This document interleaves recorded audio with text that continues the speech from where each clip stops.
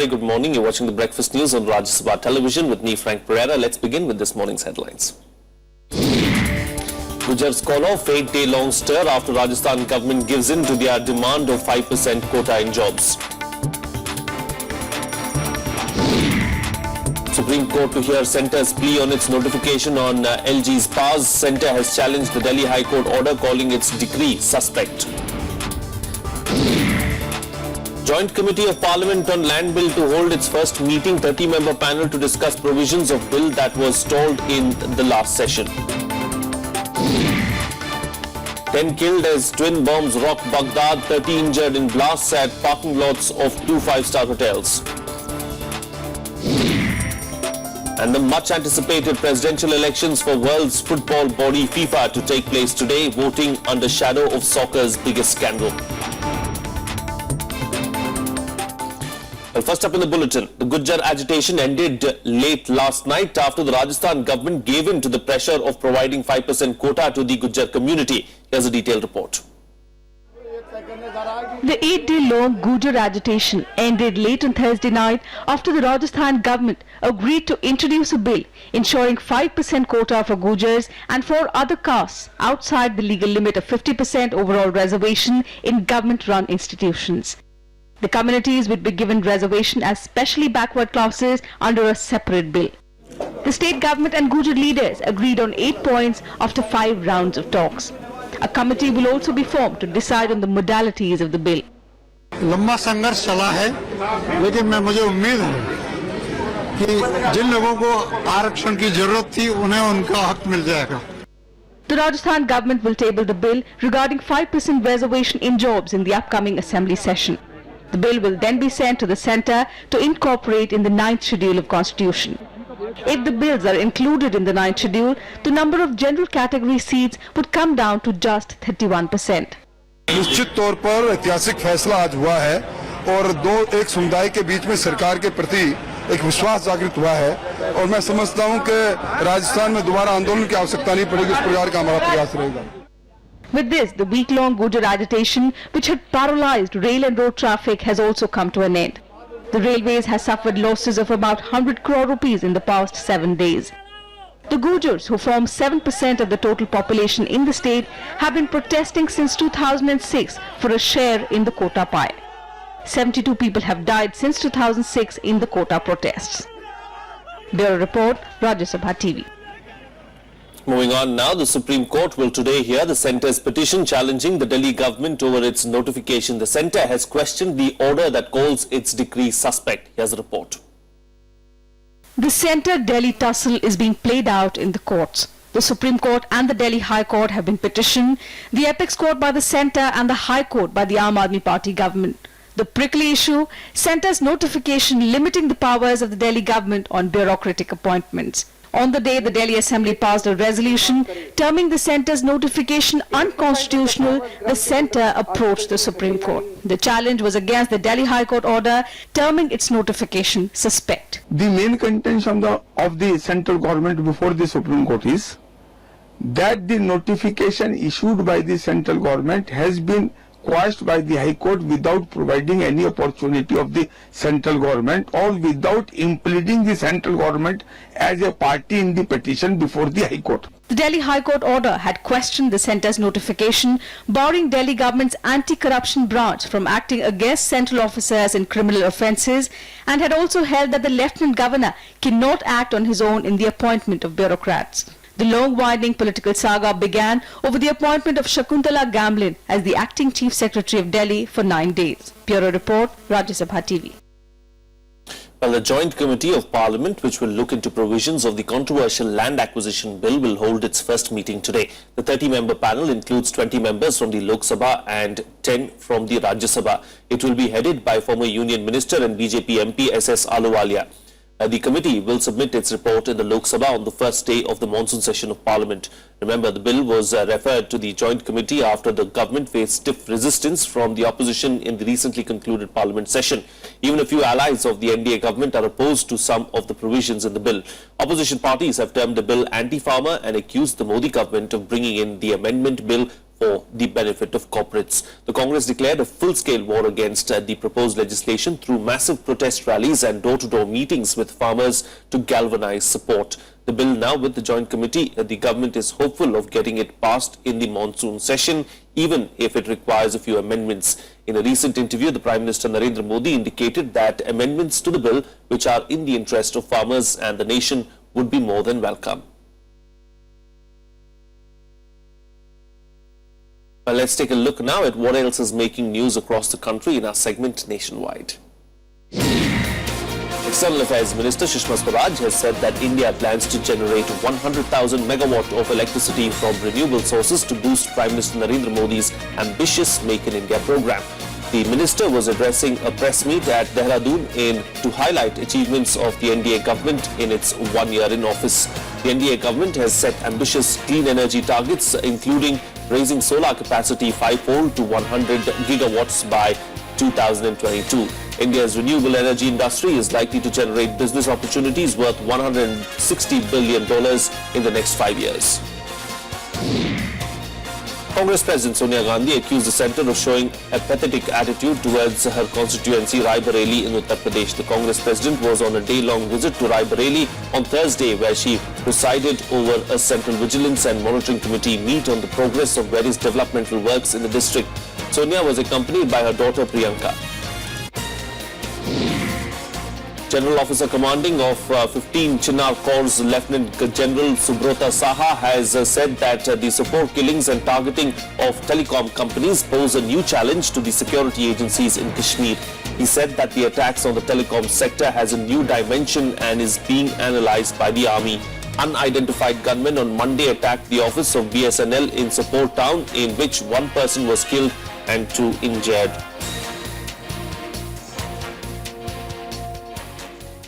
Home Minister Rajnath Singh continued with his strong-worded advice to Pakistan on Thursday. Addressing a public meeting in Jodhpur, Rajnath said India can tolerate anything but not pro-Pakistan activities on its soil. His statement came just a day after he sent out a clear warning to Pakistan against meddling in India's internal affairs. He asserted that India wants bilateral relations to be normal, but each time Pakistan tries to disrupt them by unabashed disregard of the ceasefire. मैं सब कुछ बर्दाश्त कर सकता हूं, लेकिन हिंदुस्तान की धरती पर पाकिस्तान जिंदाबाद नहीं बर्दाश्त कर सकता हूं। कल जाकर दो शब्दों में और मैंने कहा ऐसे लोगों का स्थान उनका घर नहीं होना चाहिए, सरकार की जेल होनी चाहिए। Well, it's time now to take a look at the events lined up for today in our segment The Day Ahead. The NSE will launch a new interest rate futures contract or IRF today, offering 7.72% yield on government bonds. An IRF is a contract between a buyer and a seller agreeing to the future delivery of any interest-bearing assets such as government bonds. Banks, primary dealers, mutual funds, insurers, FIIs, corporates and brokers as well as retail investors trade in this product. On the lines of the central government's Swachh Bharat Abhiyan, the Maharashtra government will launch its Swachhata Saptari scheme today in Mumbai. The grants received by the municipal councils and corporations from the 14th Finance Commission will be linked with the successful implementation of the scheme. Actor Amir Khan is expected to attend the inauguration ceremony. The Gram Panchayat polls in Karnataka begin today. It will be held in 2 phases, today and on June 2nd. It will be a major litmus test for Chief Minister K. Siddaramaiah, who has completed 2 years in office. It's also his first major electoral test after the Lok Sabha polls. Preparations for the polls have been completed and security tightened at all polling stations. It's time for a short break now, but still to come. Government stronghold in northern Syrian province of Idlib falls to insurgents. That and much more on the other side. Stay tuned, we'll be right back.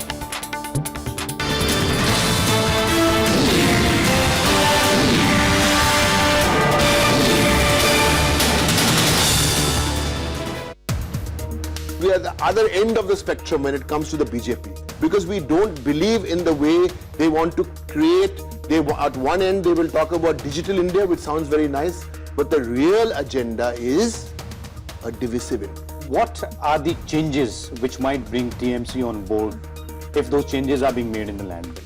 Are there going to be some changes if they are brought in, then TMC can be on board? See, let's assume this is the land bill.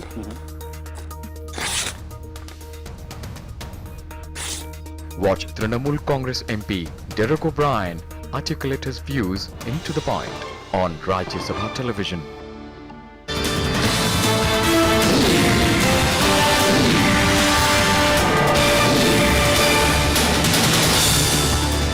Welcome back. You're watching Rajya Sabha television. Well, 10 people were killed after 2 bombs went off in the parking lots of 2 5-star hotels in the Iraqi capital of Baghdad.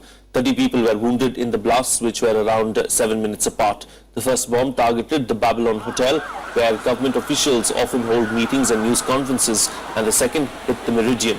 Iraqi authorities lifted a decade-old nighttime curfew on Baghdad early this year, seeking to restore a sense of normality to the capital as security forces battle Islamic State militants who have overrun large parts of the country.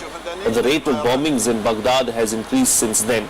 Insurgents seized the city of Ramadi, west of Baghdad, on May the 17th in the most significant military setback with the government since a US-led coalition launched a campaign of airstrikes against Islamic State last August. Some more international news now. Strategic positions are falling to insurgents in Syria as well. The latest is a stronghold in the northern province of Idlib bordering Turkey. Here's a detailed report. Syrian state television has said that the army has withdrawn from the strategic city of Ariha in the northwestern province of Idlib that borders Turkey. Ariha is the last remaining army stronghold in Idlib and has now fallen to the insurgents. The insurgents are Al-Qaeda's Syrian offshoot Nusra Front. The leader of the front, in an exclusive interview to Al Jazeera, said that their focus is on capturing Damascus and toppling President Bashar al-Assad. بالنسبة لجبهة النصرة التوجيهات التي تأتينا من الدكتور أيمن حفظه الله هي أن جبهة النصرة مهمتها في الشام هي إسقاط النظام ورموزه وحلفائه أقصد. Meanwhile, the outgoing United Nations Humanitarian Aid Chief Valerie Amos has urged the Security Council to take action to stop Syria's war, saying its victims were subjected to a savagery that no human should have to endure. ISIL's advance brings with it new depths of depravity to Syria, with indiscriminate killing and maiming, raping and destroying. They have forcibly recruited children and made the delivery of humanitarian assistance more and more difficult in areas under their control. What is adding to Syria's woes is the economic sanctions by several countries. The EU extended its sanctions against Syria by another year over rights abuses. إضافة إلى ما سبق، تبقى الإجراءات الاقتصادية أحادية الجانب المفروضة على الشعب السوري سببا إضافيا في معاناته الإنسانية، وبالتالي لا بد من وقف هذه الإجراءات الظالمة. The Syrian conflict, that is now in its 5th year, has claimed more than 220,000 lives. 12.2 million of the country's roughly 23 million people are in need of humanitarian aid. Bureau Report, Rajya Sabha TV. And in some more international news now, US has sent out a stern warning to China to immediately halt the ongoing construction activities in the South China Sea. Washington also released a video showing Beijing's reclamation work in the region. China rebutted all allegations, reiterating that they are building a new island which will benefit all claimants of the South China Sea. Here's a report. China's actions are bringing countries in the region together in new ways, and they're increasing demand for American engagement in the Asia-Pacific, and we're going to meet it. We will remain the principal security power in the Asia-Pacific for decades to come. The US signaled a tougher stand on China if they continue with its South China Sea ambitions. Washington is evidently trying to spur Asian partners for more action. They also released a surveillance plane footage which apparently shows Chinese building new islands in the disputed waters. China continues to hold its stand that the US has ulterior motives in the South China Sea. The United States will fly, sail, and operate wherever international law allows, as we do all around the world. Finally, with its actions in the South China Sea, China is out of step with both international norms that underscore the Asia-Pacific security architecture. 美方如果不是习惯了双重标准，就是另有所图。我想重申，中方有关岛礁建设活动的规模和速度，与中国作为一个大国。 China also reacted strongly after Vietnamese and Filipino troops played soccer and sang songs on disputed islands, apparently pointing at the growing security ties between the two Southeast Asian nations which are at odds with Beijing. 我还没有看到你提到的这个报道。你问我们担不担心？中国的一贯的态度和立场就是我们不会去招惹别人，但是呢，对于中国的主权和领土完整，我们捍卫的意志和能力。 Territorial disputes over South China Sea will be on the agenda at the annual Shangri-La Dialogue, which begins later on Friday. Ash Carter will join the Southeast Asian nations to make a more united stance against Chinese activities in the disputed island. Bureau Report, Rajya Sabha TV. Well, it's time now to look at what else is making news around the globe in our segment World Wrap. A gathering of Libyan tribal leaders in Cairo has thrown its weight behind Libya's internationally recognized government and calls for a UN arms embargo to be lifted. A 4-day conference in the Egyptian capital ended on Thursday when the leaders announced their agreement to support the internationally recognized government led by Prime Minister Abdullah Al-Thani and his military in a 20-bond accord ready by one of their number. Islamist militants have thrived in the chaos of Libya, a North African oil producer that now has two competing governments backed by armed factions that 4 years earlier joined in an uprising that toppled autocrat Muammar Gaddafi. Mexican President Enrique Pena Nieto is embroiled in another real estate scandal after records show he allegedly misrepresented the circumstances under which he reported a personal property. This discrepancy could add to the controversy surrounding his personal finances. The latest comes amidst pressure on Pena Nieto following a series of conflict of interest scandals centered on properties he, his wife Angelica Rivera and Finance Minister Luis Videgaray acquired from government contractors. Former U.S. House of Representatives Speaker Dennis Hastert is indicted on federal charges, including making false statements to the FBI. The Illinois Republican who left office in 2007 was charged with structuring the withdrawal of $952,000 in cash in order to evade the requirement that banks report cash transactions over $10,000 and lying to the FBI about his withdrawals. Each count of the two-count indictment carries a maximum penalty of 5 years in prison. Nigeria's President Goodluck Jonathan held a dinner to mark his handover of power to Muhammadu Buhari and to thank Nigerians for their support during his administration. Buhari was elected at the end of March, becoming the first Nigerian to oust a sitting president through the ballot box. Attending Thursday night's event were former heads of state, representatives and presidents of various countries.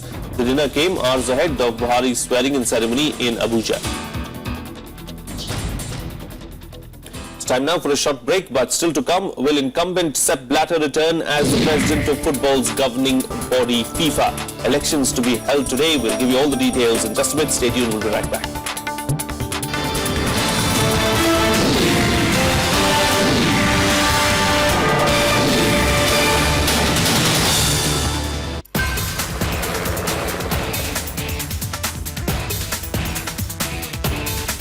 दुनिया का हाल, राजनीति की चाल,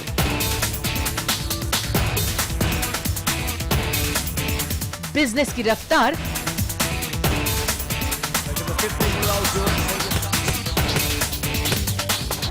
खेल का धमाल,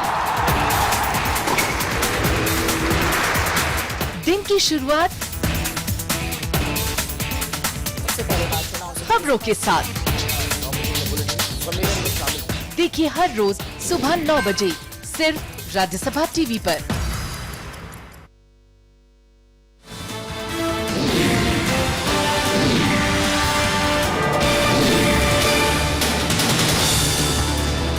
Welcome back. You're watching Rajya Sabha television. Well, presidential elections for FIFA are being held today under the shadow of the biggest scandal to rock sports. Incumbent Sepp Blatter is pitted against Jordanian Prince Ali bin Al Hussein. Here's a report. Despite the upheavals of recent days, world football's governing body FIFA will hold presidential elections in Zurich today. FIFA says it is not clear what time the vote will take place, but it is likely to occur in the afternoon Zurich time. Seeking a fifth term as the FIFA president, 79-year-old Sepp Blatter is challenged by the Jordanian Prince Ali bin Al Hussein. Blatter has been FIFA president since June 1998 and has served 4 terms in the office. Blatter also served as General Secretary of the Swiss Ice Hockey Federation. He was involved in the organization of 1972 and 1976 Olympics. His opponent, Prince Ali bin Al Hussein, became the president of the Jordan Football Association at the age of 25. Ali also served as a member of the FIFA Executive Committee. Ahead of today's vote, Sepp Blatter and Prince Ali bin Al Hussein attended FIFA Congress opening ceremony. Making his first public speech since Wednesday's event, Blatter said that shame and humiliation had been brought on FIFA following the turbulent events of the last 2 days, which included the arrest of leading soccer officials at a Zurich hotel. Many people hold me ultimately responsible for the actions and reputation of the global football community, whether it's a decision for the hosting of a World Cup or a corruption scandal. We, or I, cannot monitor everyone all of the time. Meanwhile, the United States has confirmed its intention to vote against Sepp Blatter in FIFA's presidential elections. The association will instead follow the lead of UEFA's member nations and throw their support behind opposition candidate Prince Ali. Bureau Report, Rajya Sabha TV. Joining me for a chat this morning to talk about the FIFA elections is the sports editor of the DNA, Shekhar Lothra. Shekhar, thank you for joining me this morning on the program. The heat is clearly on Sepp Blatter at the moment because we've seen one of the biggest controversies as far as sports is concerned, but he seems to be unfazed. He seems to be, going on with his work as routine, and even the calls by Michel Platini asking him to step down have been dismissed by him. He says that he's going to clean up the sport and everything is going to be normal. Well, cleaning up, that's something, I would say these are the biggest lies of these sports federations, because what FIFA is to IOC is like BCCI to ICC. They are not being checked by any laws. There is no regulations to regulate these people. Although when they come to parts like India or any other, they preach so much about accountability, transparency. But I remember that it is early 80s, Salt Lake, that Winter Olympics bid, when the corruption scandal erupted. I think this is the second biggest after that Salt Lake, and even now, I don't think there is going to be any changes in the future, because what Sepp Blatter is right now doing is exactly what his predecessors have done. So this is not new something, in the world of football. But yes, they are cash rich. They are the biggest federation in the world, and so I don't think, if you talk about age or tenure, kind of things, there is no bar on these people. He's 79, he has been ruling it for more than 4 terms, and despite that, there is nobody who could check him, So I think this is going to go on, and I don't think anybody can actually beat him, because Luis Figo, who was the biggest contender to him, to his threatened to his presidency, he has withdrawn because he could not even break this cartel. Indeed. So what you're saying is the Prince of Jordan has no chance at all in these elections, and Sepp Blatter is going to win again. I would simply ask every viewer a simple question. Why do all the administrators, whether it's in India, IOC, everybody, where government is trying to ring in by bringing in the new sports, legislation, why they are glued to their seats? These are already post IOC president, IOA president, IOA secretary, everybody, right from Mr. Kalmadi to everything, who were there for 30 years, more than 30 years. Why they are glued to these seats? Simply for these, bigger, amounts that they get. So this is the basic problem in all these federations, because as per the UN Charter, they are autonomous bodies. Nobody can actually interfere in their, working. And that is why countries like India, where the government is trying to do certain things to bring in little bit of transparency, I would say, they have failed in the recent years. Americans seem to have taken keen interest in this particular issue over this entire week. Why is the US so interested in what's happening with FIFA? Well, difficult to say, because FIFA is probably the one federation where US has very little role to play, because FIFA is basically, Europe-driven, body. So I don't know what is going on in America, but yes, the biggest setback for Sepp Blatter is that Australian football, federation, they have withdrawn their sport. They are now been supporting the Jordanian prince. But again, very difficult to break this cartel, because what Blatter has done, or Blatter is basically being supported by, is all those people who have formed this cartel over the years. It is not just about Blatter. It is like, all other bodies, what we have also seen in BCCI elections. So again, I have been again, reading and then compare it to BCCI. They are not being, administered by any law or by any, transparency thing. This is going to happen in the future also, unless all the bodies in the world, they come together and they form some kind of, other, which is very difficult to do. Indeed, very difficult. Remains to be seen what happens in the near future. Blatter is going to rule this, for another 2 years, and then probably, after that, because again, he'll be very old after that. Then we have been watching Michel Platini for last so many years. When he has been a good administrator, he has been, planning FIFA's all the, future tournaments. But again, he has not been able to break this cartel, because he was trying to run for presidency, but he could not. Indeed, it's difficult to break through as far as FIFA and, for that matter, even BCCI is concerned. Thank you so much, Shekhar Luthra, for joining us on the program this morning and putting things into perspective for us. Here's a look now at the other sports news in our Sports Beat. An Olympic gold medalist, Abhinav Bindra, on Thursday won for India its 4th Rio Olympics quota slot. Bindra finished 6th place in the final of the 10-meter air rifle event at the International Shooting Sport Federation World Cup. Bindra qualified for the finals with a score of 627.5 in the qualification round. The men's 10 meters air rifle had 3 quota places up for grabs. The 2 Chinese shooters in the final, Zhu Qinan and Yang Haoran, had already secured their quota places. Ace shuttler Saina Nehwal notched a hard-fought 3-game win over China's Sun Yu and emerged as the lone Indian survivor in the Australian Open Super Series badminton tournament in Sydney on Thursday. World number 1 Saina defeated China's Sun Yu 21-19, 19-21, 21-14 in a match that lasted an hour and 18 minutes in the women's singles competition to advance to the quarterfinal.